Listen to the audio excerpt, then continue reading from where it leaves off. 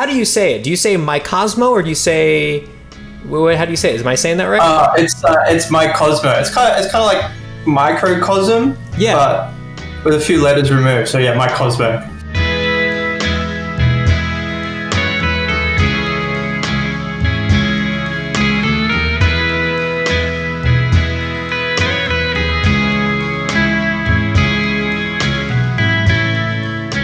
I'm a software developer, like in my day job. I do some work with WebGL that make use of like 3D graphics and interactions and that kind of thing. So not too far away from the kind of stuff I'm doing in Unity. Yeah, right now I work on it's like a building designing web application. I like apartment buildings. It's like something where you would draw out shapes and it would give you some analysis of like how much it might cost, how much sunlight it's going to get, that kind of thing. Yeah. You seem like a systems guy too, because the fact that you built Sensor Toolkit, it seems like that's the type of thing that would be up your alley, is building a thing that makes buildings to then give you a readout of its. Yeah, for sure. Yeah. I love making systems, but I also love making making the actual product as well. Sure. Sensor Toolkit was something I built when I was trying to make a game. I remember trying to build some AIs for like these soldiers to see people in range. There was one bug in particular that kind of spurred me where, and I was doing using a physics operation to detect enemies in range, right? It's like physics.overlap sphere or something. Right. And I was in VR and the soldier wasn't attacking me. And I was like, well, I'm standing right in front of him. He should be able to see me. And anyway, a few hours of debugging later, I discovered that the soldier was his vision was being blocked by the user interface. So because the user interface is this big canvas and it takes up world space somewhere, even if it's... Yeah, it takes up world... Yeah, it was taking up world space somewhere, even though it wasn't visible. It had this giant collider on it because I was interacting with it. And I just had my physics layer set up wrong. And it just... So, yeah, and that kind of thing was coming up all the time. It was so fiddly trying to, solve these problems related to, detecting things. Right. Because all that information was kind of hidden away in these function calls. So that's where I was like, oh, I've got to make some kind of, abstraction to make it easier to kind of see what's actually going on, and so I can just throw a sensor on these guys. So and if there's a problem with the configuration, it should just show me what it's detecting. Yes. It's always been to kind of solve the problems that I'm making in the game that I'm working on. I see. So right. Like normally I'll be working on a game. There'll be some really frustrating aspect of it related to detection, and then I'll go back to Sensor Toolkit and I'll kind of solve it there, and then bring it back into the game I'm building. Because it reminds me, I was talking to Alex, creator of PlayMaker. He was building a game. He came from a studio in which there's all these kind of, he describes as very different personalities, but also different sort of types of work, and they all have to work together. And that's a good team is depending on how much you can build systems that work with each other. And so he was talking about coming from that and sort of always thinking about well, how can you make a tool that makes everybody's job feel more interconnected and easier to work with each other. And so he was in the middle of making his own game when he started sort of like you're saying, was oh, I need to solve this first though. And then he went off and started working on what would eventually become PlayMaker. And then he got super, call it carried away or whatever it was, but he was that's what he wanted to focus on. And that's what was exciting and crazy to him. But for you, it sounds like also that you're working on other games to then use that stuff right now. It's not something... Yeah, exactly. Yeah. Well, so I'm working on a mech simulation game at the moment. It's called Grip Dragoons. That's I love that. Thank you. Yeah. So in this game, they're not called mechs. They're called dragoons, which are these historical light cavalry units. Okay. And the pilot is a dragooner. It's already such a great hook. Just the lore of it is already so good. Okay. My favorite game of all time when I was a kid was MechWarrior 2. And MechWarrior 2 Mercenaries. So it's just the atmosphere was so cool. All the little the buttons you could press. you're walking from nav alpha to nav beta. You're playing around with your sensors. You're looking at your camera pointing behind you, and you're seeing these enemies coming up to you on your sensors, and you're like kind of coming up with a plan, like, oh, how am I going to take out these enemy mechs? So that's kind of where I want to go with Power Grip Dragoons, is to really lean into the simulation aspect, make it kind of slow and give you lots of buttons to press. So not like in the latest version, there's like these three, like they call like multifunction displays. They've got buttons all over them, and you can change to the different modes. Like you got sensor modes, the equipment display, any special items you've got on board, that kind of thing. I think it's important to kind of really feel the scale of the mech you're in. Sure. And so there's a button where you can actually get out of the mech, of the Dragoon. So you press that. You can't really do much with it right now. I'm thinking you might be able to do like a quick field repair or something. Like if your leg gets blown off, you can jump out once like the action's died down a bit and just like bang it a bit with a wrench. Right. And that'd be awesome. Yeah, kind of get it back to like 1 HP, so you can keep on running along at least until you get it shot again, and then you're back to where you started. Because that was something that I suppose like a bit difficult in MechWarrior, I guess. If you lose like your leg and the rest of your level you're going at like 20 kilometers an hour, like that's a bummer. Should just either should be like pressing buttons or focusing on one weapon that is useful at that point in time.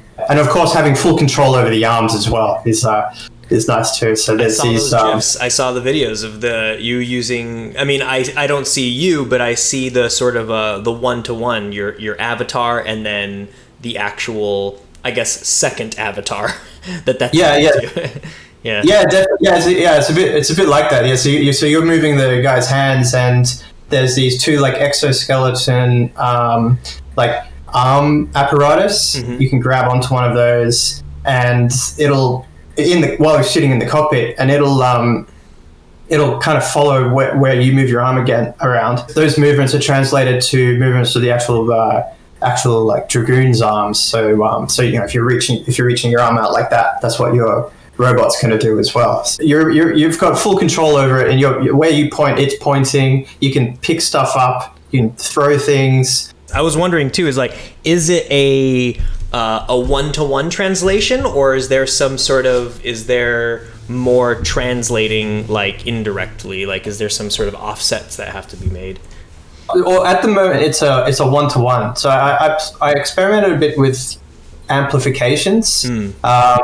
So that, for example, like maybe you move your arm up a little, but that's translated into like for the robot to move its arm up quite a bit more. In some animes, that's kind of what it appears like they're doing. Yeah, 'cause I was thinking that in movies and in anime and stuff, it doesn't always seem like a total one-to-one. It's like like in a lot of animes, they're either using like two joysticks, or they'll have some kind of 6 degree of freedom thing that seems to amplify its motions. Like, it wasn't intuitive it was like, maybe you could get used to it. To just pick it up and try it, it was like your arm will just go all over the place. Although it does create a lot of challenges, because normally a mech's cockpit is quite cramped, right? You see, you got buttons here, and you got buttons here, and you got screens everywhere. Okay. So as soon as you're like, you've got these controls where you're like moving your arms, like fully outstretched all over the cockpit, then all of a sudden there's all this stuff that's kind of in the way, and so it's really limited where you can actually put the different screens and the different like the other controls, just so your arms aren't clipping through them. Like, I can imagine like punching your windows, basically. Yeah, pretty much. Yeah, so there's a bit of it. Like, if you're in a really, really cramped cockpit, you could easily, if you outstretch your arms would be hanging out the sides. So that's a bit of a challenge. That's like, I'm not sure. So in those cases, I'm just making your arms just bang against the sides, so you can't actually extend out. So you do have one-to-one mapping if your robot has like a shoulder, an elbow, and a hand. There's a lot of cases where you don't have all those joints. Like, maybe you have a shoulder and an elbow, but your gun's only fixed where your hand would be. Your hand has a lot of motion that you don't get anymore once your gun's just on your elbow. Right. So in that case, it's quite hard to aim your elbow at things. So I'm fudging it a little bit to where your hand is kind of aiming your elbow, and your robot just kind of figures it out. It tries to match where your arm is. Yeah. For your shoulder and your elbow, but then it figures out where's your hand pointing at, and then it kind of nudges it just a little bit more to get it there. Gotcha. So it's sort of, so it still looks like it's matching your movements of your arm, but it's also pointing at what your hand's actually pointing to. So, and that kind of that helps a lot, right, as well. So, yeah, all these weird little tricky problems that around mech design that didn't expect to have. Yeah, you don't expect that, or you don't think about these sort of. I mean, I have to be honest. Sometimes these sort of things do cross my mind when I'm watching a movie or an anime. I'm like, how does that translate? That might cross your mind, but then immediately you're back in the story, and whatever the What are you watching then? By the way, like, where does this come from? Because you're saying the game, Mech Warrior, obviously. Any sort of like film and television. The first thing you said was anime. I'm wondering where that kind of some of the really great mecha anime shows is like Photoms is a good one. It's a bit of an older one. Like they're about 3-4 meters tall, and the pilot's like sits in the chest, right? And they're very kind of clunky and expendable. They're not. It's kind of the opposite of other animes where like Gundam, where the mechs are just humongous and like super powerful. But no, these are like off the factory line mechs, which kind of like it's I dig that. They're rugged, and so that's a good one. The Code Geass, like these kind of smaller mechs, and they kind of ride around on rollerblades a lot of the time, which is interesting. Yeah, I think that's starting to ring some bells. I think I kind of have some images in my head. Yeah. Yeah, of course. There's like Gundam. The mechs in that are absolutely massive. I tend to prefer the ones that are more like on the ground and kind of have weaknesses and are kind of constrained in their abilities to do things. I didn't really grow up with Gundam too much. I had Gundam models. It wasn't really my thing. But even then, the ones I really enjoyed were kind of like the bulkier, stockier sort of like I don't know, like honestly like flimsy looking ones. But more on par with what you're talking about is in Matrix Revolutions.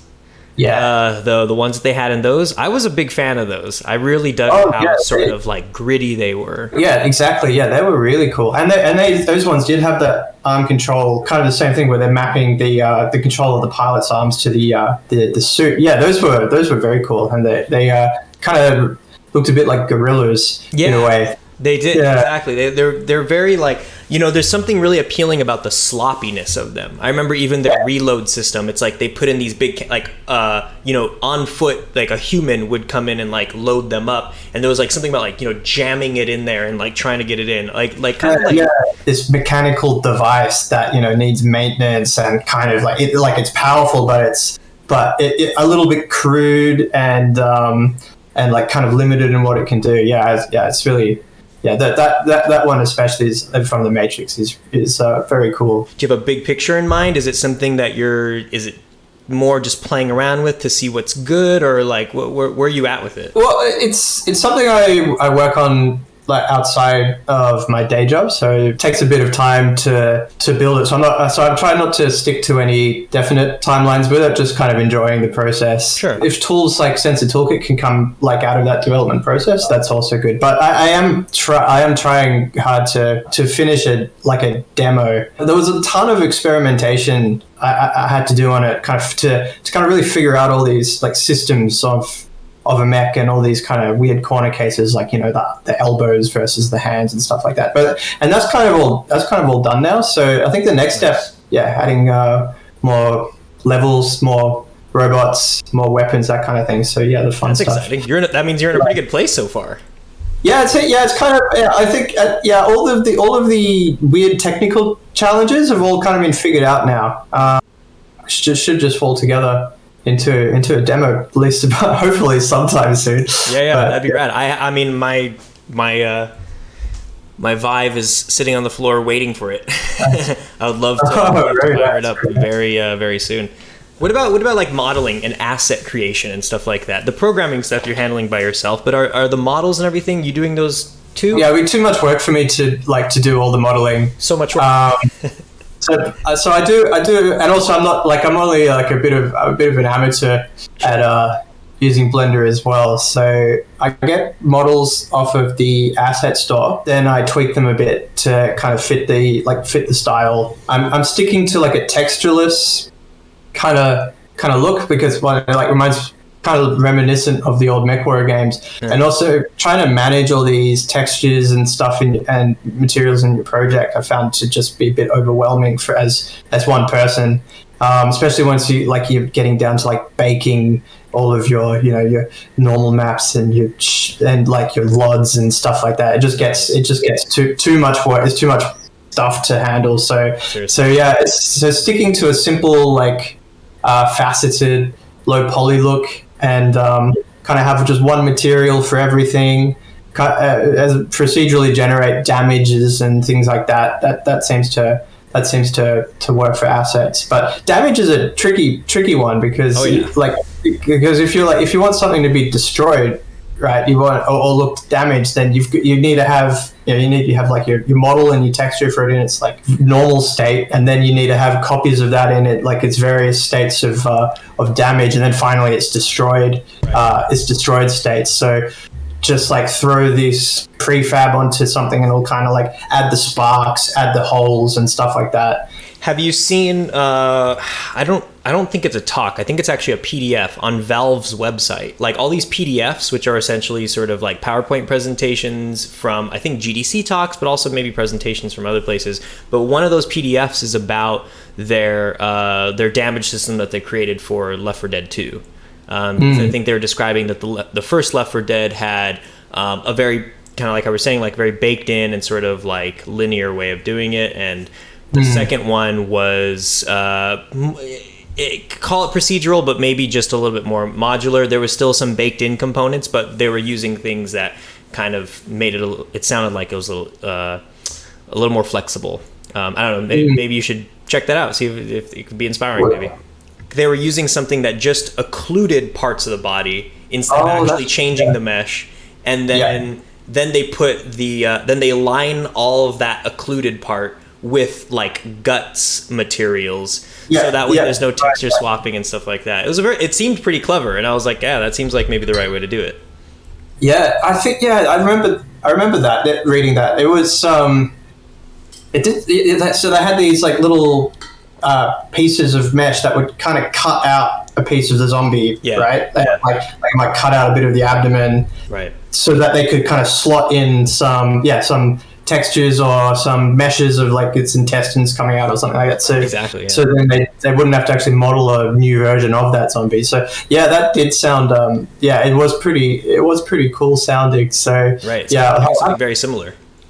I'll have to reread that one. Oh yeah, I think mine in comparison is a lot more simple. So I don't have so much like damaged mesh. It's just really like either a texture, maybe some like cables sticking out if like a part falls off. Or you said you grew up playing the MechWarrior games, but what else? Like, what was your childhood like as far as playing games? Classics back then, like strategy games, simulations, like Warcraft. PC, yeah, definitely PC games. Yeah, we always had a PC, but we never had any consoles. So I never really played much like Nintendo or anything like that. So yeah, so that I guess that's kind of fed into what my interest today is, like mainly in the kind of games that you would play on a PC. Right. And so which headset do you have behind you? Is that the that's the Vive? OG Vive. Yeah. Well, I think it might be. I think it's one of the last generations of the original Vive, because I know the controller's a little different. But yeah, it's still essentially the one that has those little you'll that one. Oh yeah. Yeah. So. Oh, and you've got the head strap. Well, I've got my favorite one is the Vive Pro. Oh, I haven't. I've been using that, but it's a bit difficult to kind of set up and get going. I think that's the that is the original strap, right? Yeah, I think so. Yeah. This is it's one of the sort of like the first ones. It's the best way to say it is the resolution is nice and low. It doesn't have the high res. You could still see the screen, and then this controller. I forgot what it was. Nice. There is some sort of marking about this. There's something. Oh, it might even just be the color of the strap. I don't know. But I liked a lot of like story-rich games in high school. These days, not so much, just because there's not as much time in the day. I think because it's like these 100-hour campaigns. It's like, what's going on here? Yeah, exactly. Yeah, and if you put the game down for like a few weeks and then come back to it, and you've got no idea where you are anymore. Right. Definitely, those were games I loved back then. Nowadays, I just want games that are kind of like a fun toy that you can play with for a couple of hours, and they've got cool mechanics, but then you kind of put it away and pick it up again. That's a really interesting way to frame it, because I think I'm in a very similar position. Don't really like to have so many things in mind, so many prerequisites to enjoy the game. You know, I do like that, like how you described it as a toy. Being able to pick it up at another time and come right back to it just as easily is what are some games like that you're playing? What scratches that itch? I think FTL, for example, it's like one of the first like roguelike games I had played, and that really scratched that itch, right? Because it's like every time you play it, you're starting again, different crew, and it doesn't take too long to finish a single playthrough, but you get killed so many times trying to get there. Like the game is complicated and there's lots to learn, but it's very easy to kind of put it down and come back to it another time. So like if there's an opportunity to like learn something about the real world, that's great too. Like I remember, have you ever played like Kerbal Space Program? I have not, but I've seen plenty of videos of people playing. Yes, there's a meme out. It was like a graph for like how well you understand orbital mechanics, and you start down here at 0, and it's like go to college and learn about like astrophysics, and then maybe you're out here, and then like play Kerbal Space Program, and you're up here.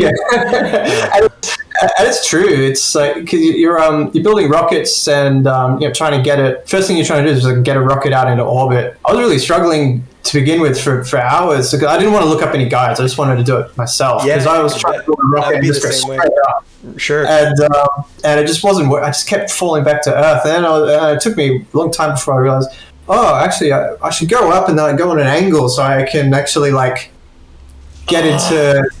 You're spoiling it for me now. Now I'm gonna like. I wish I could have had that revelation myself. Of like, because you're talking about like maybe riding the orbit, right? Like, is that kind of exactly? Yeah, that's funny. That's interesting. But no big deal. But like, that's exactly what I always imagined the experience to be like. Is me sort of like brute forcing the logic of physics until I finally understood how to launch a rocket into space. Yeah, exactly. Yeah, and then once you. I mean, like, that's just one of the challenges, right? Sure. So, I mean, then you need to get to the moon, right? Yeah. And, you'll get to the moon, but your character won't have enough fuel to get back. So he's stuck there. And then from then on, you might be, like, trying to launch new rockets to try and rescue him, but, they'll all get destroyed on the way there. It's every step is just incredibly hard, but engaging to try and, like, get a rocket from one point to another. You're building space stations in orbit and like trying to rendezvous with them, and it gives like you learn so much from it. It gives you a real appreciation for like the kind of problems that real astronauts were like actually having in space. Like I remember I was trying to build a space station in orbit, and then I was trying to get another spacecraft to launch up and kind of dock with it. Okay. So you've got two things that's going around in orbit. Yeah. At this point, I was looking up online because it's too complicated for me. I was like, how do I dock with a space station on orbit? I think one of the first results came up was like Buzz Aldrin's PhD thesis on like how to do an in orbit rendezvous. I was like, okay, that's kind of exactly what this. That's insane. That's insane. Yeah. Yeah, like, and it like it was. That's how like you can't, and you like it's not once you figure it out how you do it. It's not too difficult, but it's just an amazing learning process to get to that point. It's like to be able to learn so much out of a game. Like I think it's pretty rare that there's not too many like games that can be that educational and fun at the same time. Right. And you know, the games that you make, the tools that you make for that matter, what you have to research about that thing in the developing of it. So like what kind of things that like you've been learning in, say for example, like doing the mech stuff, you know, like has there been any of that stuff where just in the research of it, it becomes this whole learning experience, unexpected avenues of learning? It was a good example is those arm controls you have in the cockpit, the ones that you grab. Yeah. So those are modeled off of some therapeutic arm exoskeletons that they make. Oh, so there are real devices that work exactly like they do in the cockpit. There's a challenge when you've got some articulated joints around your shoulder that are trying to let you move your arm around to some position without having those joints kind of clipping into your shoulder. When you're building an exoskeleton, you're trying to allow all the degrees of freedom, but the joints are in these really weird, like completely different positions to the joints that they're trying to match. Like, you know, like your shoulder is like embedded in here, right? But the joints of the exoskeleton would be like somewhere up here or something like that around it. So that turned into a massive learning experience that was a bit unexpected, for maybe a bit unnecessary as well, but it was fun. Like trying to looking at all these different therapeutic exoskeleton. Yeah, I didn't even know that was a thing. Oh yeah, I didn't know either. They all look really cool as well. Like it's like they look just like the Matrix mechs. Oh sure. Like the way they move. Yeah, it's really really interesting. And I think they like there's some companies building these things to help people lift things in factories as well. Kind of just augments your strength a little in order to safely move heavy objects around. That turned into a bit of a rabbit hole. That was a bit unexpected. Like I watch a bunch of like animes to try and get inspiration for like how these controls actually work. But I think that they might have the benefit of not needing to be too precise about how they work. Yeah, because they get away with it. It's a story. They can even they could change the fly from shot to shot. Yeah, exactly. Like, they might show the characters like pushing the joystick forward, and then that'll map somehow to the robot doing a certain action. But it doesn't really precisely show exactly how these things work. I guess because it doesn't need to. So, right. But there's a bit of research in that as well. There's two last things I want to kind of touch on. One of which is a question I ask everybody, which is that in playing games, have you had any sort of like profound emotional experiences? It's a good question. So I never played Final Fantasy, right? And that's like the classic emotional scene, you know, when Sephiroth. Well, I don't know anything. I'm sure there has been, but nothing kind of springs to mind so much. I guess because I don't play too many story-driven games like these days. In terms of like the story, like or anything, because you know, like in the first time I was asking about this, you know, my examples are like in Papers, Please. That game has made me cry, and that's kind of in the introduction of the story. Yeah, that is a good one. Yeah, I really liked how the atmosphere in that game, where you're you get to the end of the level and you're like, oh, you've we're not successful to make this much money, and you know your family's cold, you know, your grandma's cold, your mother's cold, everyone's cold. Yeah, they're sick, they're hungry, they're sick. I think that definitely. I would have to say that definitely that was quite moving. Sure. But have you ever but it doesn't sound like there's been any like sort of standout moments where like maybe you're like moved to tears or anything like that. Yeah, I'm afraid I can't really think of. I'm sure there is, but sorry. No. I mean, it's the common answer, and to be honest, like more often than not, I don't get it either. It's something that is it's a bit of a rarity, I think. So the other thing I was wondering about is kind of like, what's the game scene like where you are? You're around Sydney, right? In Sydney, yeah.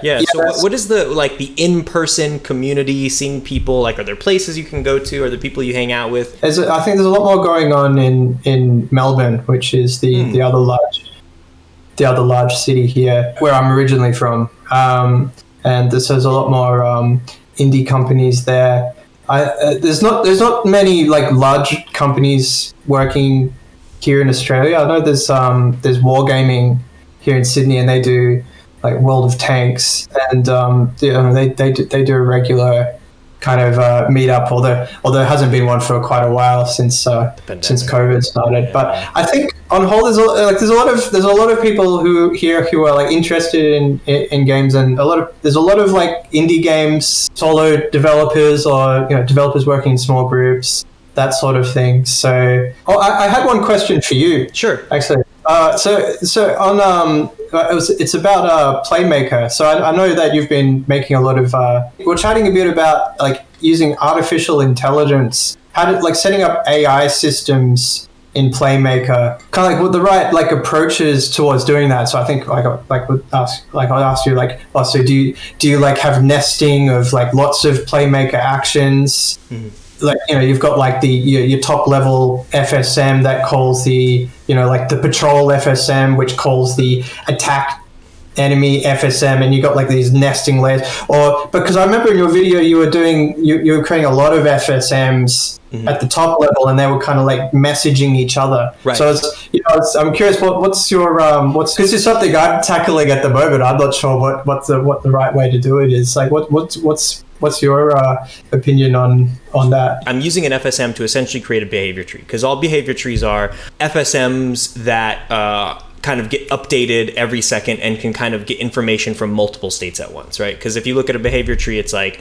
it's processing multiple states at once, which is another way of saying that like they're all being processed really quickly, right? For my AI, I have one sort of core behavior tree.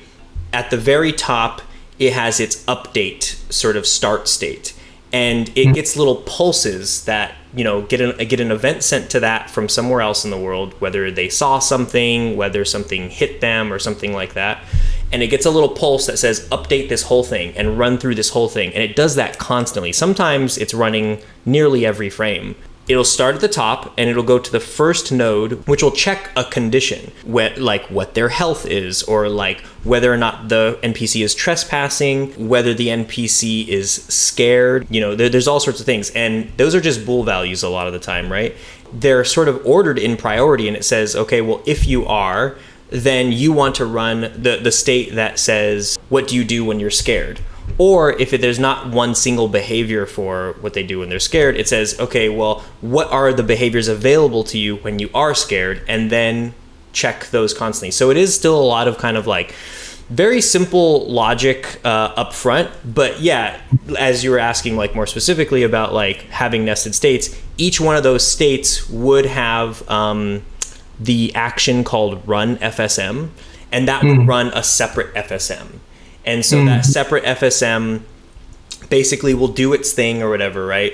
If that scared FSM says, okay, I'm done being scared, then it'll tell that main tree, change that is scared thing from true back to false. So now you're no longer scared. So that kind of gets an update of all the conditions. Shorter answer is I have one sort of more simple tree that kind of just has single states that says scared, running away, doing this and that. But within each of those states, there's an action that tells some other FSM to be running.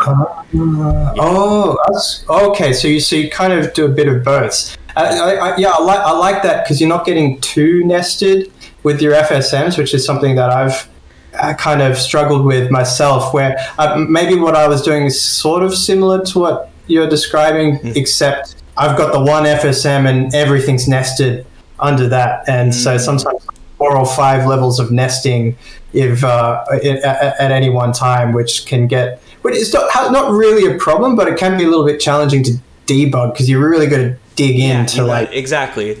So like the documentation for PlayMaker is very good. I guess like once you're looking at it from like kind of an architectural point of view, like what's the best way of using this in a more complicated situation, like scenario where there's like hundreds of FSMs and like I'm potentially nesting heaps of them and stuff like that. I think maybe there are resources available. It's hard to find information about how to build very large complex systems with PlayMaker. It's possible, But yeah, it's been a really good talk. Thank you so much for your time. Really enjoyed this. I'm glad I got a lot of those questions I've been meaning to ask for a long time. I've always been very curious about these things. It's good to have answers. Thanks for your time. Thanks for having me on for an interview. Totally. Yeah, it's my pleasure, man.